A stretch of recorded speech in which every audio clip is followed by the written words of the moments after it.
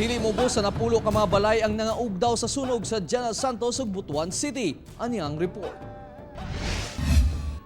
Nagsugod ko na ang sunog sa panimalay ni Lola Maria Villanueva sa Sarangani Homes, Barangay San Isidro, General Santos City.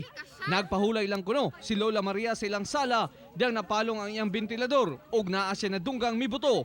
Taod-taod, nagkalayo na ang kisame silang balay. Maayo na lang, nakagawas gilayon si Lola Maria, pinaagi sa tabang sa silingan. Tuod gama sa light material sa balay, paspas kini mikatay sa mga silingan. Upat ka mga balay ang nasunog nga dunay estimated damage nga 100,000 pesos. Mabuti na gani kaya mo lang ang damage ko. Okay, nag-akyat man ako sa roof, sa atop. Pinaakyat ako, may nagsalo sa akon sa ilalim.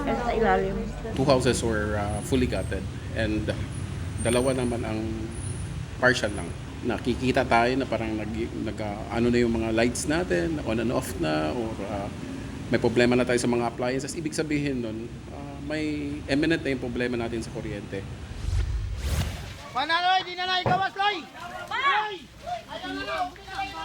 Sa nagdilaab nga kalayo, Siyam Kabanay ang nasunugan og panimalay sa Purok 7, Lower Duungan, Butuan City.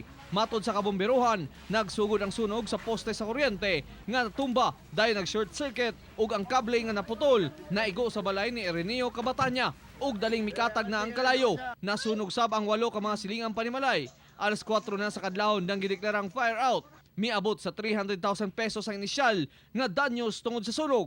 Nagpadayon pang investigasyon sa kabomberuhan sa insidente. Ako, si Real Soroche para sa One Mindanao.